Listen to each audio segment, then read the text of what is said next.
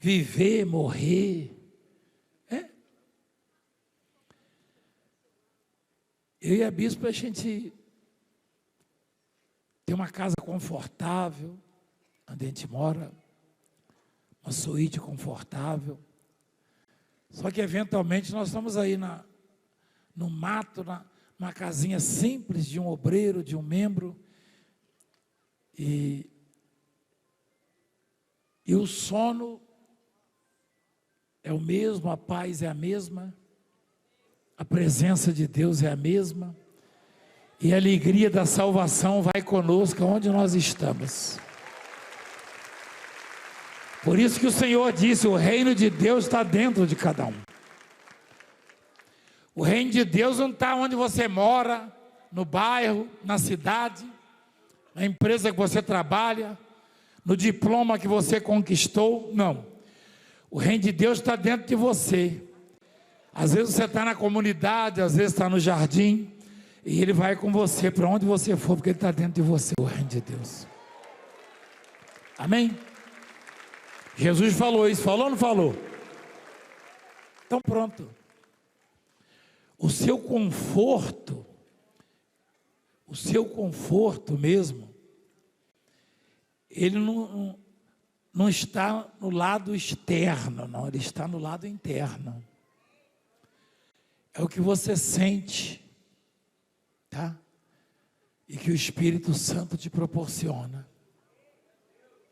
Então, aquele jovem perdeu a maior de todas as oportunidades. Aquela riqueza dele incalculável, os bens materiais, as muitas propriedades, como diz a Bíblia, vieram até ele por causa de um testamento, estava escrito lá. Mas ele perdeu a chance de ter o nome escrito no testamento do verdadeiro dono do ouro e da prata. Ele perdeu a oportunidade. Imagina os colegas invejando ou dizendo para ele, puxa, eu queria estar no seu lugar, eu queria ser seu irmão, pelo menos primo, eu queria ser seu amigo antes, porque eu não sabia que o seu pai tinha tudo isso.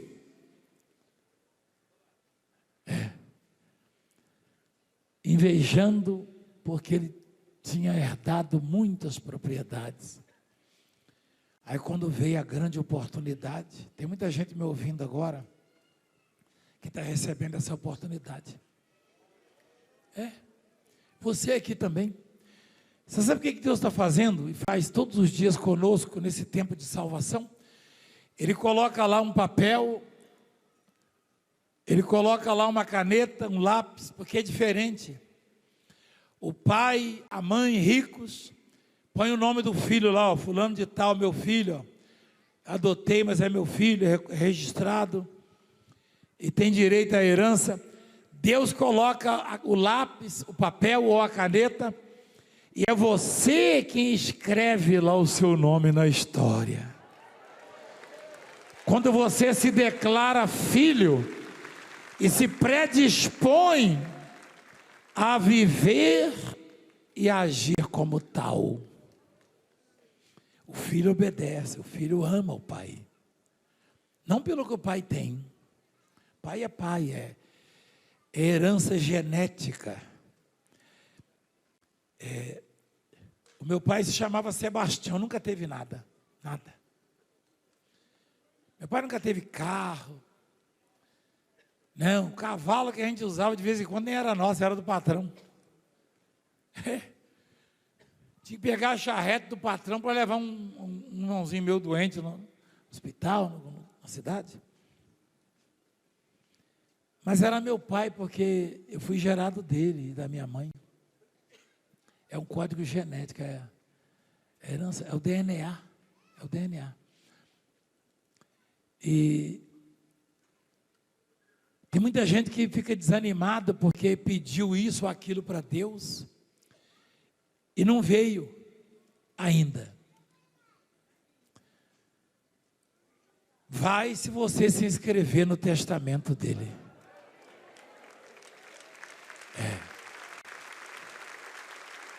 Porque nem mesmo o nosso pai biológico aceitaria ser chamado de pai porque deu um carro, ou uma faculdade, ou uma casa, ou isso, aquilo. Tem gente aqui que o pai era como o meu, nunca deu nada, mas nunca deixou de ser seu pai. Não é verdade?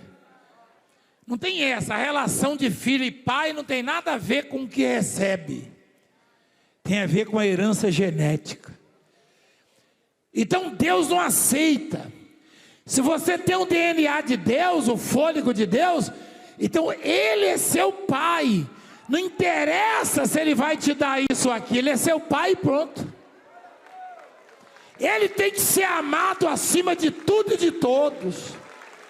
Tem que ser adorado, respeitado, venerado.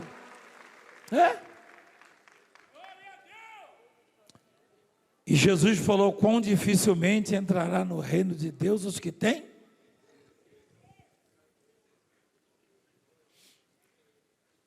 E aí os discípulos estranharam essas palavras. Você consegue entender isso? Olha lá o versículo 24. Os discípulos estranharam essas palavras. Espera aí, estranhar a palavra de Deus? É possível. Os discípulos estranharam. Estranhar é desconhecer, não entender. Já chegou algum estranho na sua casa? Já, né? Então, não estranhar é o quê? É como se aquelas palavras não entrassem na mente deles ou no coração deles. Mas quem vai ser salvo então? Alguém perguntou.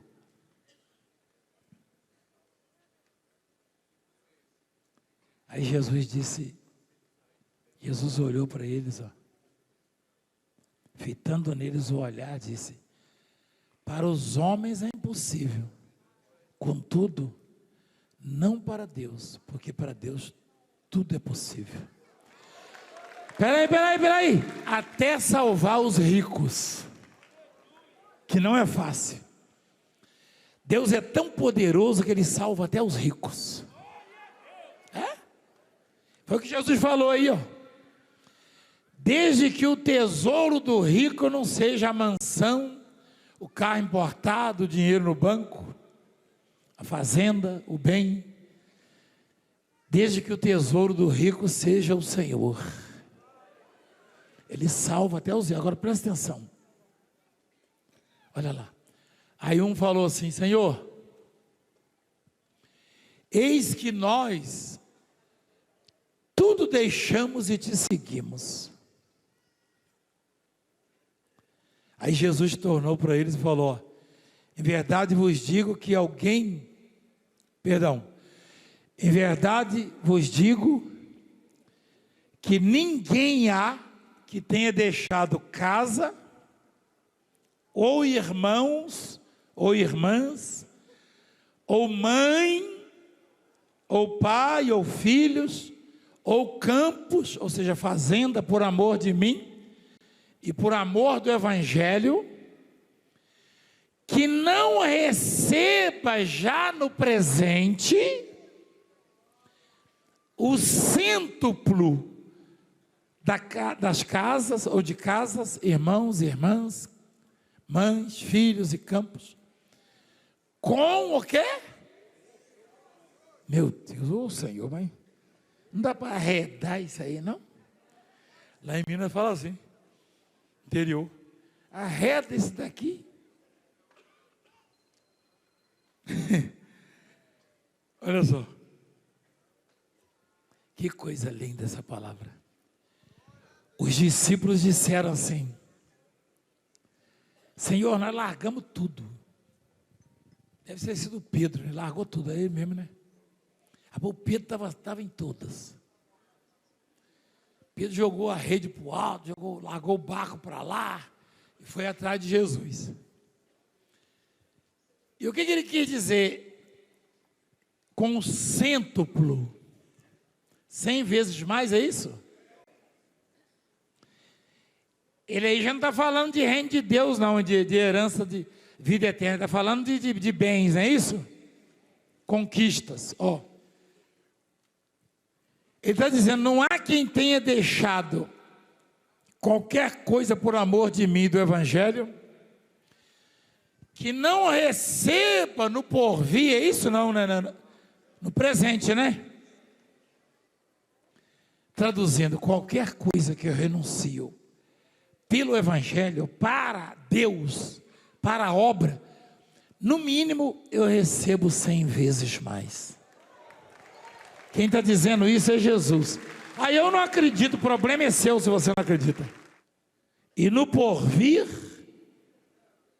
a vida, eu vi um comentário, o pastor Guilherme na internet, até a canetinha dele da Bíblia é de ouro.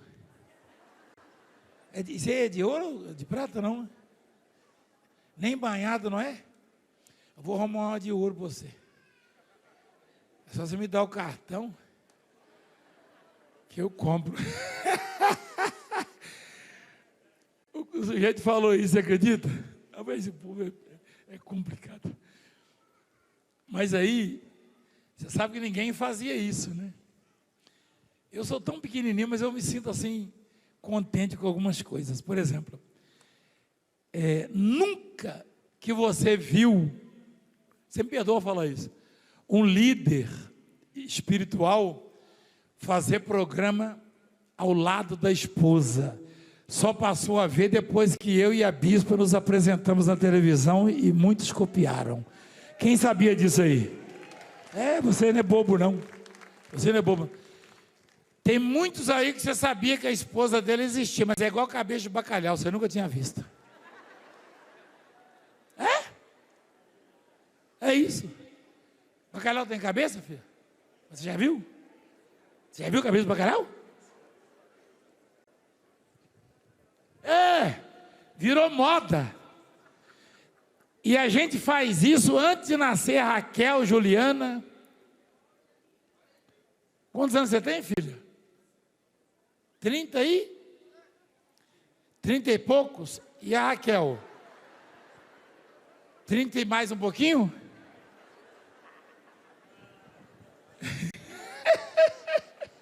Olha lá. Ela é a mãe em versão morena, né? Então, a gente fazia na Rádio Mulher. Tem alguém aqui que já ouviu a gente, eu e a bispa, na Rádio Mulher? Meu Deus, você é antigo. Tem gente aqui, ó. Eu tinha 21 ou 22 anos, parece, né? E ela 20. Na Rádio Mulher, você lembra? E ela era tímida demais e atendeu o telefone. Eu só atendi o telefone mais, né? Mas eu chamava você para ler. Chamava para ler os nomes. Eu chamava ela para ler os nomes, ela tinha 20 anos de idade, 21. Ou 20, não sei. 20. Aí 20 anos, eu chamava ela, a gente era recém-casada, chamava ela para ler os nomes. Aí ela falava, hoje nós tivemos 12 ligações. Eu ficava emocionado, né? Eu falava, Jesus, ligação. Tem muita gente me ouvindo, pai.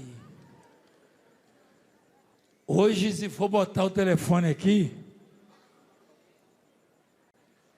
aí eu chamava, e a missionária Francileia, aí ela ficava vermelhinha, é porque não via, porque era rádio. E era rádio, né?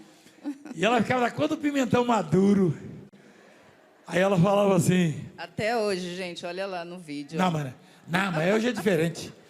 Naquela época você suava, você falava assim, não dá para deixar só eu anotar os nomes e você lê? Eu falava, não dá não, você vai ler. Aí ela entrava lá, a Francileia com 20 anos de idade. Hoje ligou lá de Alagoas, meu Deus, Alagoas! A rádio, e lá em Juiz de Fora. E a sogra estava se escutando lá. Você ouvia lá, nessa época.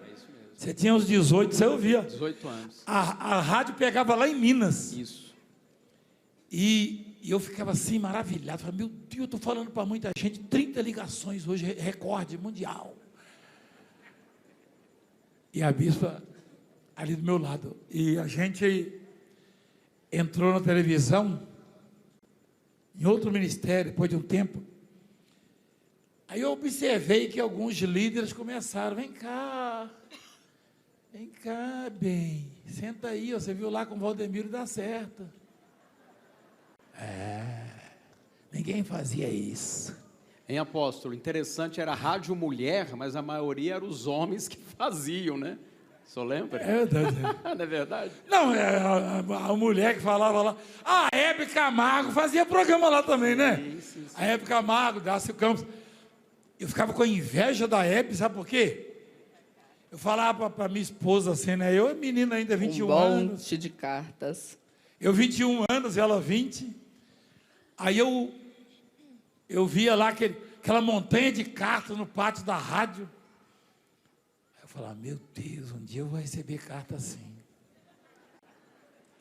Aí a Hebe chegava, Gracinha, olha o tanto de carta que eu recebi. A Hebe era bem novinha na época, quer dizer, mais ou menos, né? Novinha éramos nós, né? A Hebe, eu acho que tinha seus 40, sei lá, né? Não tinha, na época, 35, sei lá. Mas ela fazia o programa na rádio, a mesma rádio que a gente. Eu ficava orgulhoso de fazer o programa na rádio que a Hebe fazia. E outros artistas. Mas começou a crescer. E um dia eu vi chegar assim. Tem um dia que ela falou para mim assim, olha, minha mão não está aguentando, eu já respondi tanta carta hoje que ela respondia as cartas. Eu falei, então está ficando bom, ué. E o povo começou a escrever. Eu só sei que virou moda. Só que não adianta botar a mulher na televisão só para mostrar. Não foi assim. A nossa começou porque nós começamos juntos e a obra que Deus nos deu é essa. Tá? Agora, botar porque o Valdemiro bota não adianta. Daqui a pouco acaba tudo. Agora, presta atenção. Evangelho, tem um monte de gente achando que pode abrir uma igreja e é evangelho, não.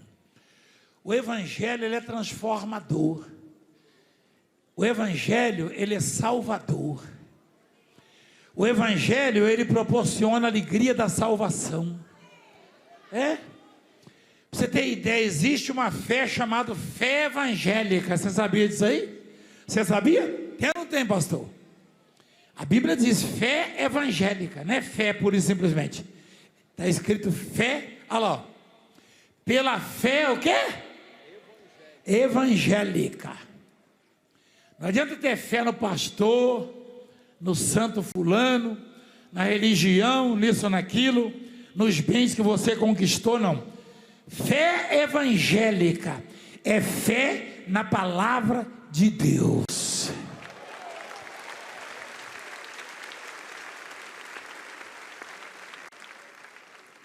Você acha que se eu e a bispo pedir para o povo escrever hoje, a gente dá conta?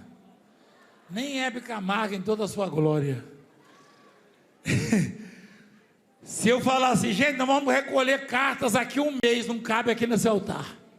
Olha o que Deus faz. E eu olhava e falava, meu Deus. Aí a Hebe passava lá assim, ó. A gente estava chegando para o programa, nossa.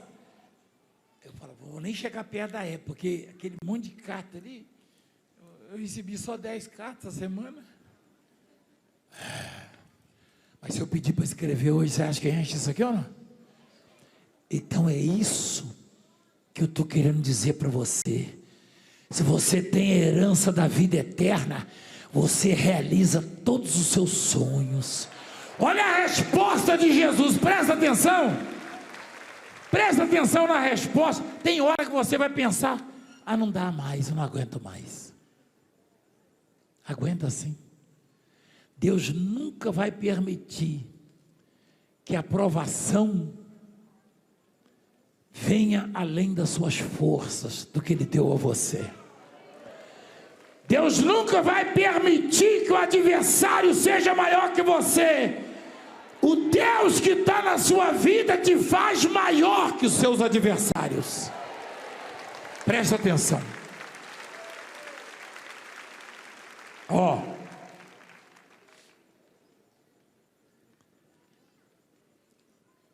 Jesus falou para os discípulos: qualquer um que tenha renunciado qualquer coisa por minha causa e por amor do Evangelho, vai receber aqui na terra, no mínimo, 100 vezes mais o cêntuplo de casas de irmãs, assim vai, tá?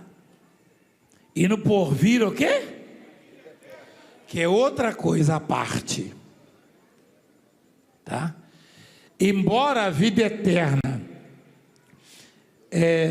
no texto, na ordem, tenha vindo depois, a ordem dele é buscar em primeiro lugar o quê? A vida eterna. O reino de Deus é a sua. E aí casas, família, etc, etc, tudo isso será o quê? Acrescentado. Palavra de salvação. Então, sabe o que eu fiquei pensando essa madrugada? Você acha que se o jovem tivesse ouvido isso que veio depois, ele teria saído triste? Não. Porque ele era um sujeito muito apegado a conquistas, a bens. E ele ia aceitar Jesus. Na verdade, ele era um crente.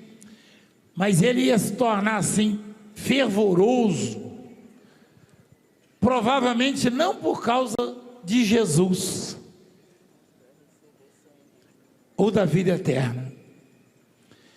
Mas para multiplicar os bens. O que Deus está falando conosco? O que te traz aqui? É óbvio que você tem demandas, tem dificuldades, tem problemas, mas isso não pode mover a sua fé ao ponto de você vir e adorar a Deus. Não. Deus tem que ter importância na sua vida, muito mais do que aquilo que você precisa ou deseja, ou projeta. Quem entende o que eu estou falando? Será que, se você perdesse a sua casa, ou um parente, será que se você perdesse algum conforto, isso afetaria a sua fé, a sua esperança? Não precisa responder para mim, não. Será que você conhece alguém que se machucou, se amargurou, enfim, ou esfriou na fé por causa de algo que perdeu? Gente, eu já perdi muitas coisas. Perdi parentes. Aliás, a minha vida, eu com 12 anos eu perdi minha mãe. Só que a relação com Deus, a fé, não pode estar associada a absolutamente nada. É Deus e pronto. O que Ele quiser te dar, e Ele dá. Porque Jesus afirmou que os que acatam, ou seja, fazem o contrário do que fez aquele jovem. Aquele jovem, não sei quantas fazendas ele tinha, quantas empresas, mas se naquele momento ele dissesse: sim, Senhor, eis-me aqui, Jesus está afirmando para os discípulos que na terra ele seria 100 vezes mais rico do que já era. Ele seria o Elon Musk daquela época. Ele perdeu chance uma atrás da outra. A primeira é de ter o nome no testamento do Pai, dono do ouro e da prata, dono do reino, o Rei dos Reis. E a outra é de multiplicar os bens que ele já tinha 100 vezes mais. Então não ponha o seu coração em absolutamente nada que não seja Deus. Não ponha. Não ponha. E aprende uma coisa, você pode não gostar do que eu vou falar. Tudo que você botar o coração que não seja Deus, você vai perder. E eu tenho prova disso aí. Tudo. Ponha o coração no Senhor. E Deus vai lhe dar e você vai administrando. Davi chamou o povo dele e falou: vou dar uma oferta para Deus. Mas Senhor, que graça tem?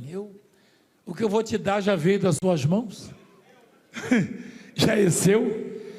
E tem gente que sai da igreja por causa de oferta, e aí vem os filhos de Satanás, eles não tocam outro assunto a não ser dízimo e oferta, porque sabe, porque o pai deles, o que dirige eles, sabe da avareza que o ser humano carrega no coração. Se despoje, se desprenda, e você vai ter no mínimo 100 vezes mais do que você já tem hoje. No mínimo.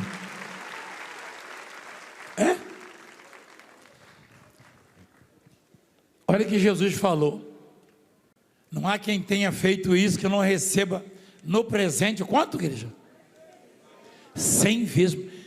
Já pensou o jovem rico com celularzinho lá? Tem calculadora no seu celular? Tem calculadora? 9,981. Aí você soma 8 e 1, 9, 9 fora. 9 fora nada.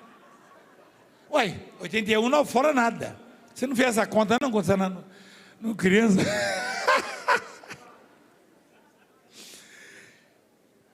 Então a calculadorazinha, o jovem ia falar assim: Senhor, estava pensando aqui, toma a chave disso, daquilo, manda, ô Pedro, leva lá para os pobres. Por quê? Mas porque Jesus deixou para falar depois.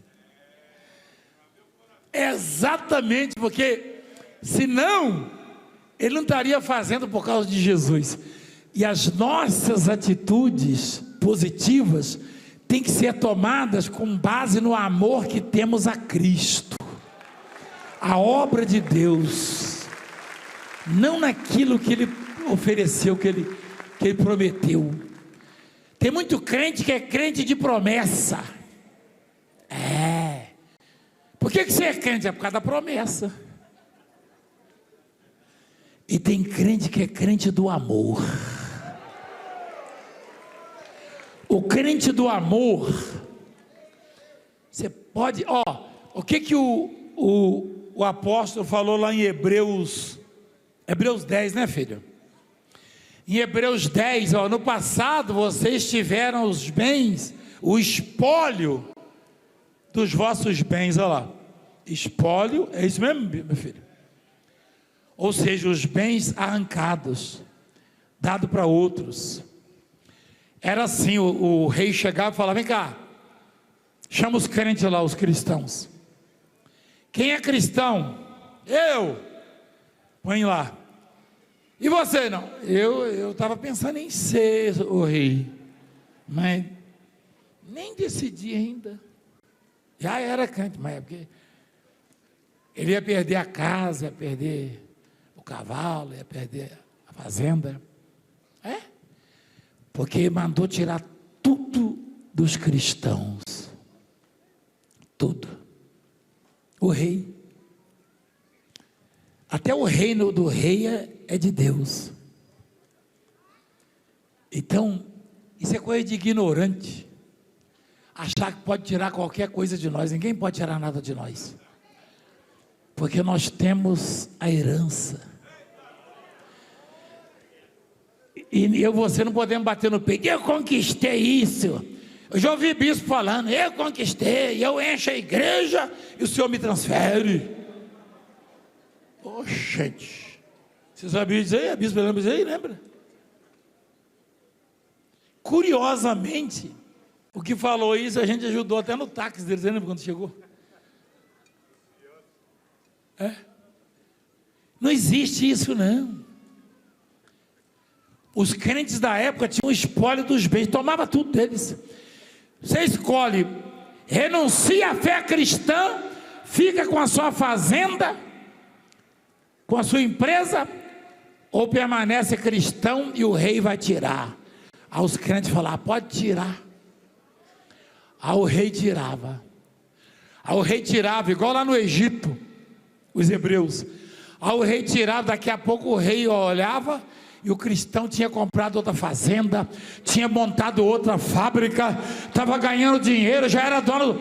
O rei mandava abrir uma conta num banco, e alguém chegava: rei, você tem certeza que quer que abra conta naquele banco? Claro, eu sou o rei.